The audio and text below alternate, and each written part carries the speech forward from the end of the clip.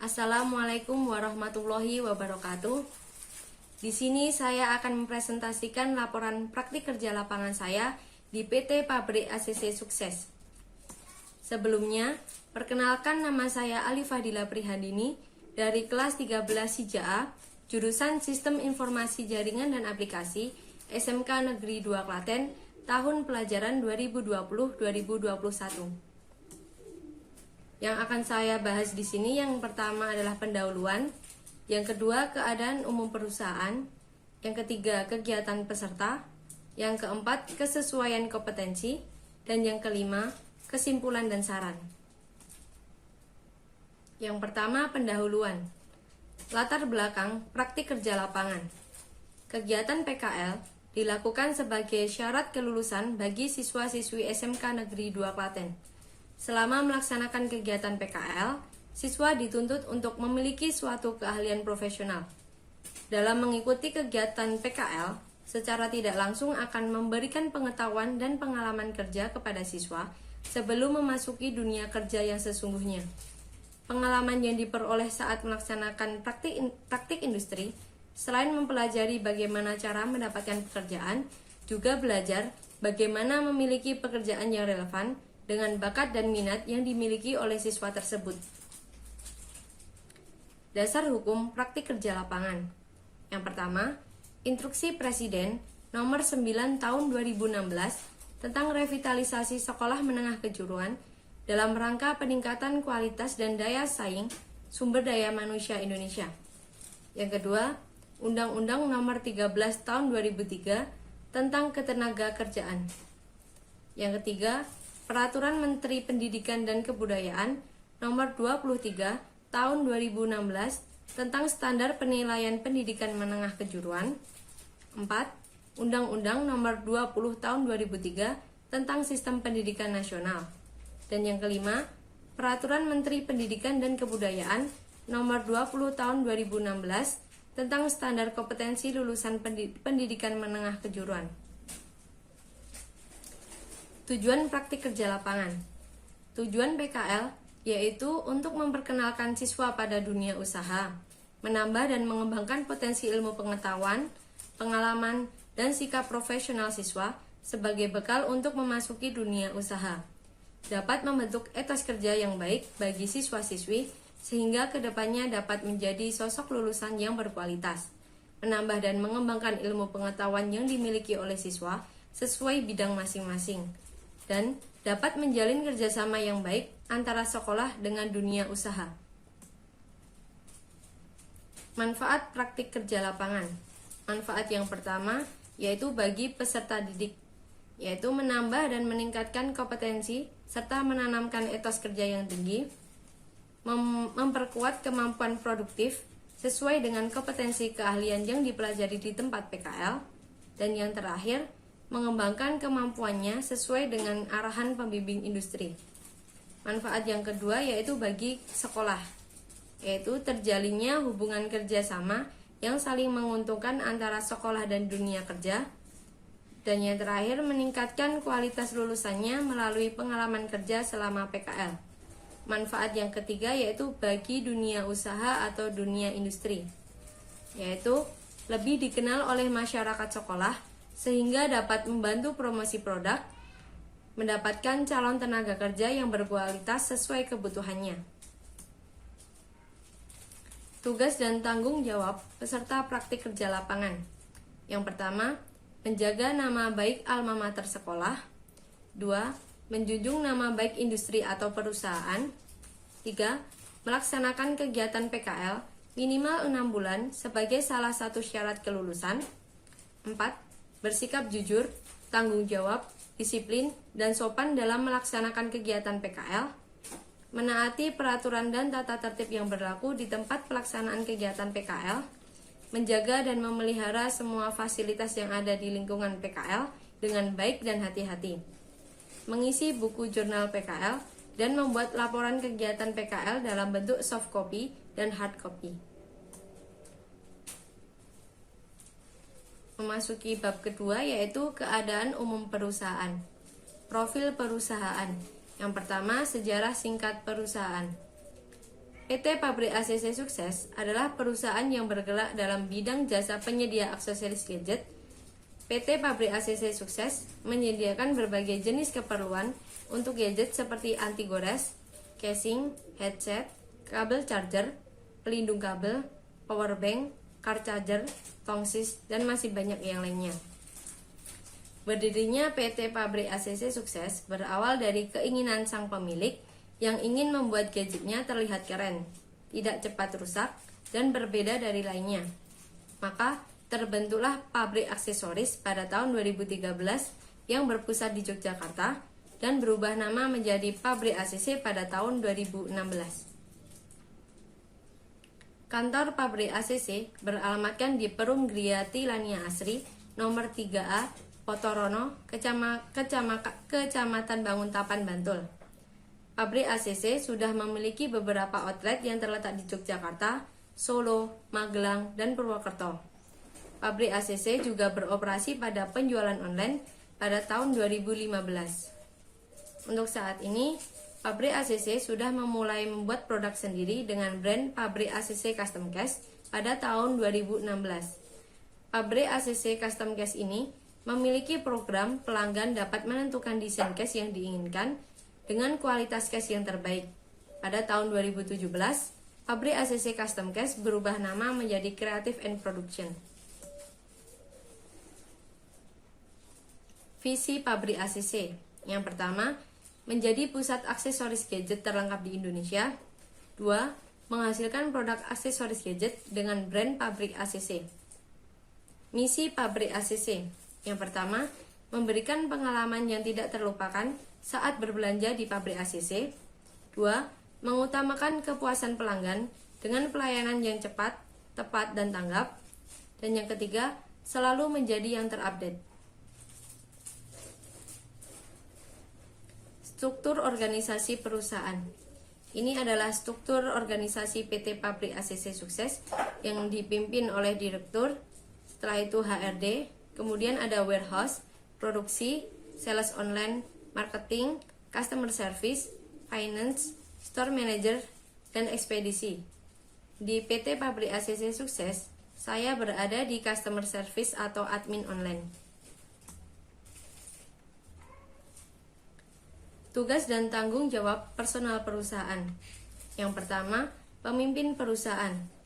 Tugas dan tanggung jawab pemimpin perusahaan yaitu melakukan briefing, memberikan motivasi kepada karyawan, hingga melakukan evaluasi kerja karyawan. Menjalankan bisnis perusahaan, memimpin seluruh karyawan, menetapkan kebijakan-kebijakan perusahaan, memilih staf-staf yang membantu di bawahnya, menetapkan dan merumuskan strategi bisnis perusahaan, meningkatkan performa perusahaan, dan yang terakhir, mengawasi seluruh kegiatan karyawan. Yang kedua, HRD.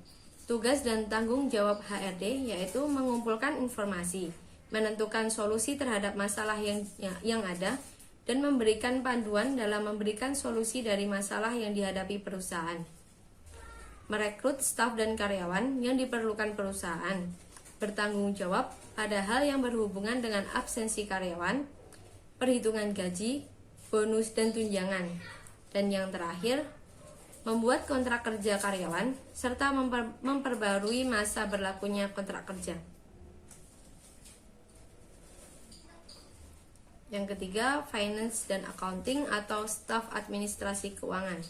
Tugas dan tanggung jawabnya yaitu melakukan pengaturan keuangan perusahaan, melakukan transaksi keuangan perusahaan, melakukan pembayaran kepada supplier, menyiapkan dokumen penagihan invoice atau kwitansi tagihan beserta kelengkapannya, melakukan evaluasi budget, dan yang terakhir, membuat laporan mengenai aktivitas keuangan perusahaan.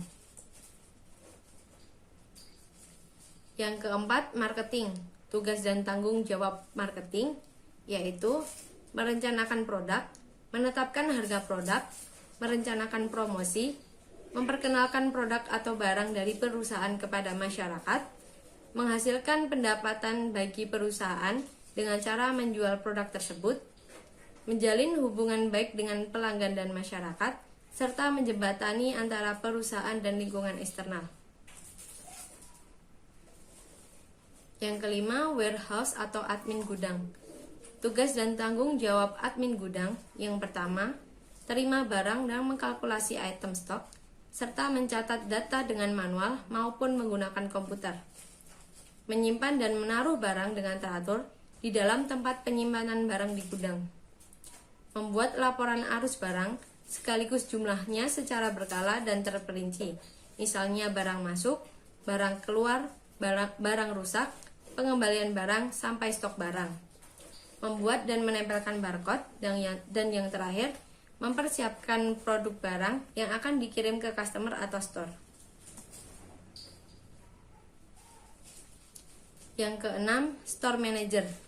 Tugas dan tanggung jawab store manager yaitu bertanggung jawab penuh atas kondisi seluruh store dan para karyawan yang ada di dalamnya. Harus dapat memastikan bahwa seluruh karyawan bekerja secara efektif sesuai tugas masing-masing. Harus secara kritis mencari tahu tren terbaru yang dapat menunjang pendapatan dan saling mengkoordinasi dengan para karyawan. Dan yang terakhir, harus dapat menciptakan strategi penjualan untuk mencapai target pendapatan yang telah ditentukan. Yang ketujuh, head store atau kepala toko. Tugas dan tanggung jawab kepala toko yaitu bertanggung jawab atas kelancaran jalannya operasional outlet, bertanggung jawab untuk memimpin seluruh karyawan yang ada di outlet, bertanggung jawab atas penjualan outlet, bertanggung jawab untuk menyetor uang outlet pada hari yang sama, bertanggung jawab atas ketersediaan barang yang ada di outlet, dan bertanggung jawab atas keluar masuk barang yang ada di outlet. Yang kedelapan, produksi. Tugas dan tanggung jawab staf produksi yaitu mengoperasikan mesin cetak yang digunakan, menjaga pemeliharaan media kerja, efisiensi material produksi, dan kualitas produk yang dihasilkan, bekerja sesuai target, memberikan informasi pada saat pergantian shift, membuat laporan tentang kuantitas produk yang dicapai, jenis produk yang dihasilkan, dan jam lemburnya. Dan yang terakhir, membuat desain untuk dijadikan katalog untuk perusahaan. Yang kesembilan, sales online.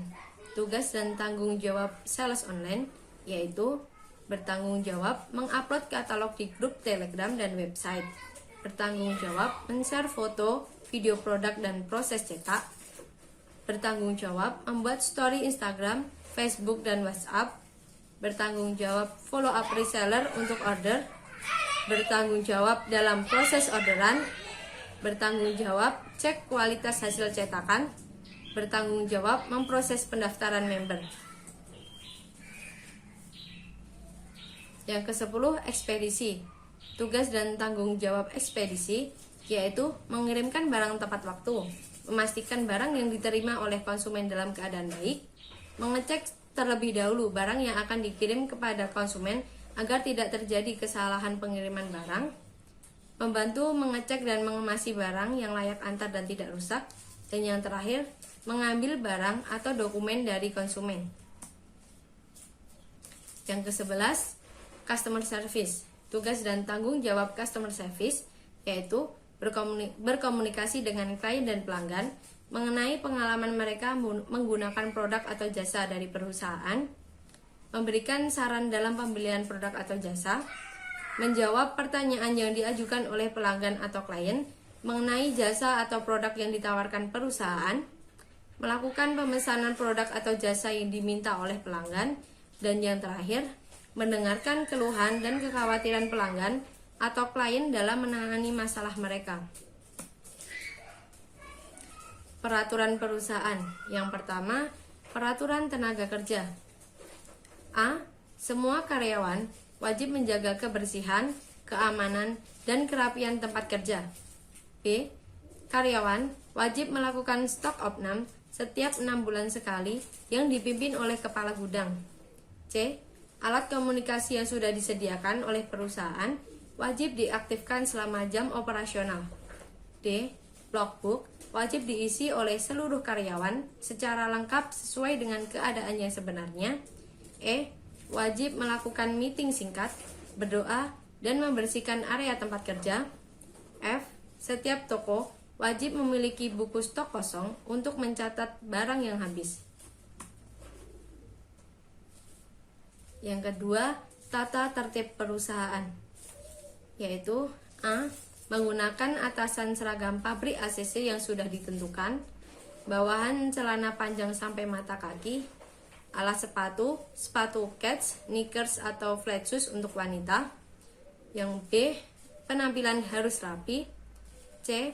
Wajib hadir di kantor 30 menit sebelum jam masuk. D. Wajib melakukan absensi pada saat datang dan pulang. E. Wajib mengikuti briefing pada pagi hari. F. Durasi istirahat 1 jam. Dan yang terakhir, izin sakit harus disertai surat izin dokter. Yang ketiga, kesehatan dan keselamatan kerja. A. Setiap karyawan wajib menjaga kebersihan dan kerapian tempat kerja masing-masing. B. Setiap karyawan wajib menjaga keselamatan dirinya dan karyawan lainnya. C. Setiap karyawan harus patuh dengan ketentuan keselamatan kerja dan perlindungan kerja yang berlaku. D. Setiap karyawan wajib memelihara alat-alat atau perlengkapan kerja dengan baik dan teliti. Yang keempat, rekrutmen perusahaan. Penerimaan karyawan baru di perusahaan disesuaikan dengan kebutuhan perusahaan. Supaya dapat diterima, calon karyawan harus memenuhi syarat-syarat yang telah ditentukan perusahaan. Untuk melamar pekerjaan, pelamar harus mengirimkan surat lamaran, CV, foto 3x4, fotokopi KTP, fotokopi SKCK melalui email recruitment@pabrikacc.com atau bisa datang langsung ke kantor. Calon karyawan harus mengikuti proses seleksi sesuai jam atau waktu yang telah diberikan oleh HR. Mengikuti proses wawancara sesuai jam atau waktu yang telah diberikan oleh HR. Dan yang terakhir, menunggu konfirmasi kelolosan melalui telepon atau WhatsApp dari HR. Kegiatan peserta praktik kerja lapangan. Ini adalah kegiatan yang saya lakukan selama praktik kerja lapangan di PT Pabrik ACC Sukses. Yang pertama, mengucapkan selamat ulang tahun. Ini adalah alur kerjanya. Yang pertama, menyiapkan alat dan bahannya, seperti laptop, handphone operasional kantor, alat tulis, dan koneksi internet. Setelah itu kita melakukan input data member, kemudian mengucapkan selamat ulang tahun, dan yang terakhir mengupdate laporan voucher keluar. Input data member. Input data member adalah memasukkan nomor telepon member ke dalam handphone operasional kantor yang bertujuan agar dapat menyimpan nomor member dan juga member bisa menyimpan kembali nomor operasional kantor sekaligus ajang untuk promosi produk. Untuk input data member, kita harus masuk terlebih dahulu ke sistem perusahaan. Pada menu sistem perusahaan, pilih menu member, kemudian daftar ultah. Di situ akan ada daftar member yang berulang tahun pada hari tersebut. Pada gambar sebelah kiri, itu adalah dokumentasi saya pada saat melakukan input data member. Untuk gambar sebelah kanan, itu adalah hasil input data member.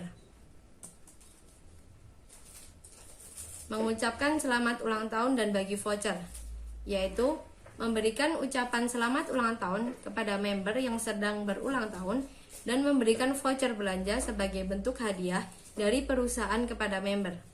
Voucher belanja yang digunakan berdasarkan dari kepala marketing yang sudah disetujui oleh pemimpin perusahaan. Ini adalah contoh skrip dari mengucapkan selamat ulang tahun dan bagi voucher. Yang harus diisi adalah nama member, kemudian kode voucher yang tertera pada laporan voucher keluar, dan batas terakhir berlakunya voucher. Selanjutnya, update laporan voucher keluar. Update laporan voucher keluar adalah menuliskan nama dan nomor member yang sudah diberikan voucher. Kegiatan ini bertujuan untuk memberikan tanda bahwa voucher dengan nomor tersebut sudah diberikan kepada member. Untuk masuk ke laporan voucher keluar, kita harus masuk ke Google Drive dengan email perusahaan. Kemudian pada Share with me pilih laporan voucher keluar. Di situ akan muncul tabel dengan isi tanggal, kode voucher, nama dan nomor telepon member. Kegiatan yang kedua yaitu upload produk di Tokopedia. Tujuan upload produk di Tokopedia adalah menambah produk-produk baru sehingga customer yang berada jauh bisa mengorder lewat Tokopedia, dan juga sebagai bentuk promosi dan menambahkan tingkat penjualan. Untuk masuk ke Tokopedia, ketikkan seller.tokopedia.com, kemudian bisa login ke akun pabrik aksesoris, kemudian pada menu produk pilih tambah produk, kemudian isikan semua ketentuan untuk produk. Pada gambar sebelah kanan ini adalah beberapa produk yang telah saya upload selama praktik kerja lapangan. Kegiatan yang ketiga, memasang iklan di OLX. OLX merupakan pasar iklan baris online lokal yang dapat diakses melalui internet dan juga melalui aplikasi pada ponsel. Tujuan memasang iklan di OLX adalah menjual atau mempromosikan produk-produk lama dengan harga yang murah agar barang bisa habis dan dapat meningkatkan penjualan. Pada gambar sebelah kanan ini adalah hasil dari saya memasang iklan di OLX dengan produk Andino Powertrain Powerbank 10.000 mAh. Kegiatan selanjutnya yaitu follow up chat. Follow up chat adalah menghubungi kembali customer untuk memancing respon customer terhadap produk yang ditawarkan dan juga untuk menjalin komunikasi yang baik dengan customer. Biasanya saya follow up chat untuk mengingatkan batas pemakaian voucher dan juga menanyakan produk apa yang sedang dibutuhkan. Seperti contoh pada gambar yang sebelah kiri ini adalah mengingatkan batas waktu pemakaian voucher, dan yang kedua adalah menanyakan produk apa yang sedang dibutuhkan. Yang kelima, menerima pesanan. Ini adalah alur kerjanya. Jika ada orderan masuk, kita harus cek stok barang, kemudian memastikan produk ready, meminta nama, nomor, alamat, cek ongkir, membuat format pemesanan online, menunggu bukti transferan, membuat mutasi barang, packing barang, minta ongkir ke bagian finance, kirim ke ekspedisi, dan yang terakhir mengupdate laporan penjualan. Orderan masuk. Yang dimaksud orderan masuk adalah calon pembeli yang bertanya mengenai produk dan sudah menjurus untuk membeli produk tersebut. Pada gambar ini adalah beberapa contoh member yang bertanya tentang produk dan alhasil membeli produk tersebut. Yang selanjutnya, cek stok barang. Cek stok barang adalah mengecek jumlah persediaan barang melalui sistem perusahaan, baik persediaan di gudang maupun di semua store. Jika ada customer yang bertanya barang ini ready atau tidak, bisa langsung cek di sistem perusahaan. Pada sistem perusahaan, untuk cek stok barang itu berada di menu Stock All Store, seperti pada gambar sebelah kanan ini. Selanjutnya, memastikan barang ready. Memastikan barang ready yaitu jika ada customer yang bertanya barang ready atau tidak, tetapi di sistem perusahaan tercantum ada stok di gudang dan store. Tapi kita harus memastikannya agar tidak ada kesalahan. Jika barang ready di gudang, bisa langsung bertanya ke kepala gudang atau datang langsung ke gudang. Jika barang ready di store, bisa hubungi kepala toko sekalian cek kondisi barang. Yang selanjutnya, minta nama, nomor, dan alamat member. Tujuan dari meminta nama, nomor, dan alamat untuk identitas saat mengirimkan barang agar barang bisa sampai pada tujuan dan untuk mengecek ongkir pengiriman. Selanjutnya, cek ongkir. Cek ongkir bertujuan untuk mengetahui berapa biaya yang dikeluarkan untuk mengirimkan barang ke customer. Jika customer minta barangnya dikirim, biaya ongkir tersebut ditambah dengan harga produk. Pada gambar sebelah kanan ini adalah pada saat saya mengecek cek ongkir ke customer menggunakan web berdu.id. Setelah itu, membuat format pemesanan online. Format pemesanan online berisi nama, alamat, nomor telepon customer yang memesan produk, kemudian nama produk dan jumlah produk. Dalam format pemesanan online juga dicantumkan harga produk yang dipesan, biaya ongkir, dan juga nomor rekening perusahaan. Tujuan dari pembuatan format pemesanan online ini adalah untuk dikirimkan kepada customer agar mengecek apakah data identitas dan jumlah harga yang harus dibayarkan sudah benar. Selanjutnya, menunggu bukti transfer. Bukti transfer harus dikirimkan kepada admin agar admin bisa segera memproses pemesanan dan juga sebagai bukti bahwa customer benar-benar mentransfer uang sesuai dengan jumlah yang seharusnya. Ini adalah beberapa contoh bukti transferan yang dikirimkan oleh customer kepada admin.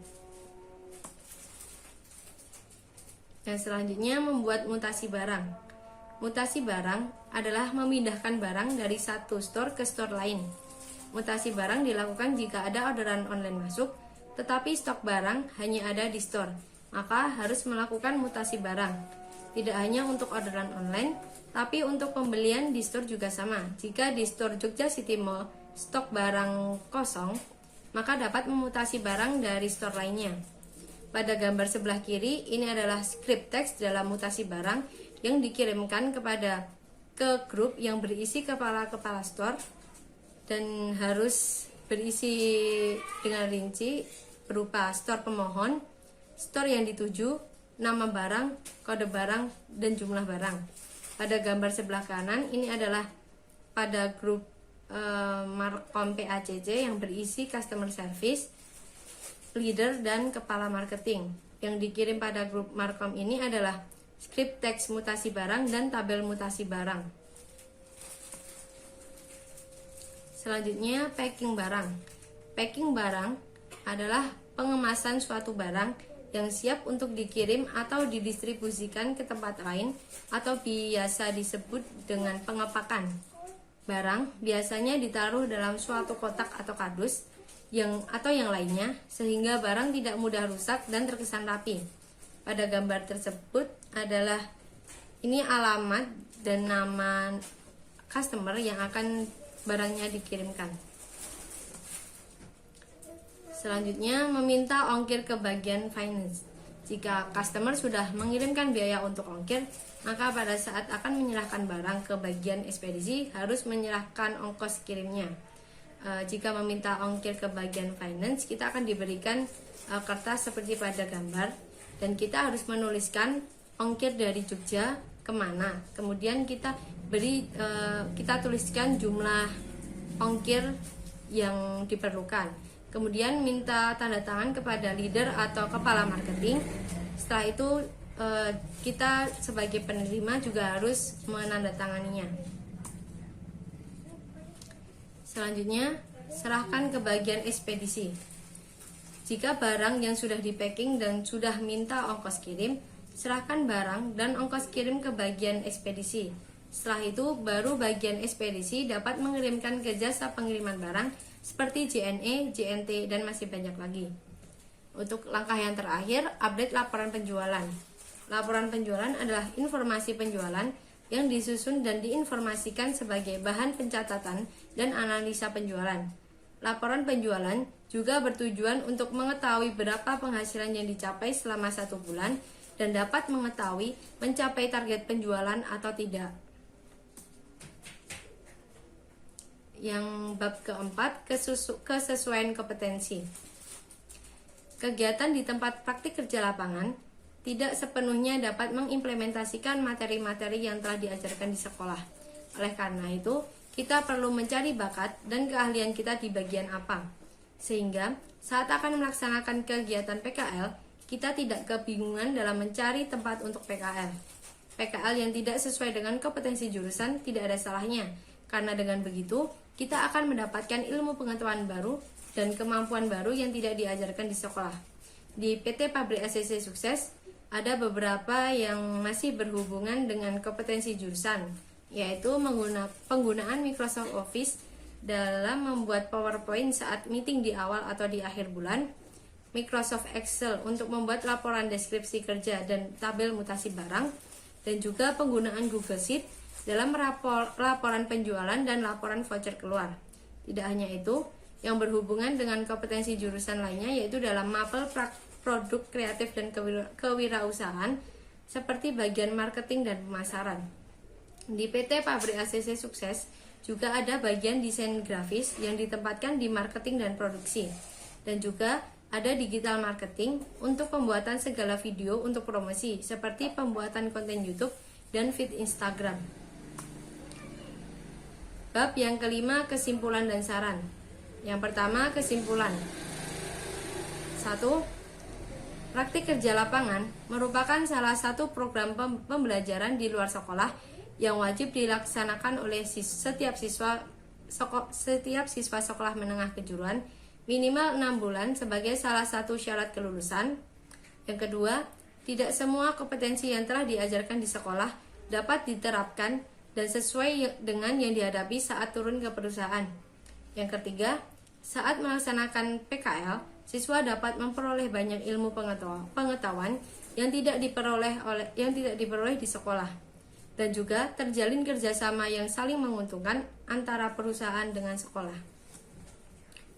Untuk saran, yang pertama saran untuk perusahaan, yaitu diharapkan agar kerjasama antara sekolah dan perusahaan lebih baik. Yang kedua, perusahaan agar lebih menegaskan kepada karyawannya untuk datang tepat waktu. Dan yang terakhir, perusahaan agar lebih memperhatikan kemajuan dan keahlian peserta praktik kerja lapangan. Saran yang kedua yaitu untuk sekolah. Yang pertama, sebelum melaksanakan praktik kerja lapangan, pihak sekolah maupun paket keahlian memberikan pengarahan yang lebih jelas kepada siswa. Yang kedua, memperbanyak relasi atau kerjasama ke berbagai perusahaan agar siswa dapat lebih mudah untuk mendapatkan tempat PKL yang sesuai kompetensi keahlian. Dan yang ketiga, untuk adik kelas. Yang pertama, mempersiapkan tempat PKL yang akan dituju dengan sebaik-baiknya. 2. Belajar dengan giat dan menemukan basic yang ada pada diri kalian agar pada saat pelaksanaan kegiatan PKL sudah mempunyai beberapa bekal ilmu pengetahuan dan keterampilan. Dan yang ketiga, meningkatkan soft skill seperti belajar bekerja sama, kepemimpinan, berkomunikasi, tanggung jawab, dan lainnya. Untuk dokumentasinya, ini adalah dokumentasi pada saat melakukan outing bersama. Ini dilakukan oleh karyawan kantor pada pagi hari setiap jam 7:30 dan membaca culture pabrik ACC. Selanjutnya, dokumentasi untuk olahraga bersama. Ini ada setiap hari Selasa. Dan yang terakhir, ini adalah kegiatan outing yang dilakukan setiap 1 bulan sekali di awal bulan dan harus berada di luar kantor pabrik ACC. Sekian presentasi dari saya, semoga video ini dapat bermanfaat bagi yang menonton. Apabila ada salah kata, saya mohon maaf. Wassalamualaikum warahmatullahi wabarakatuh.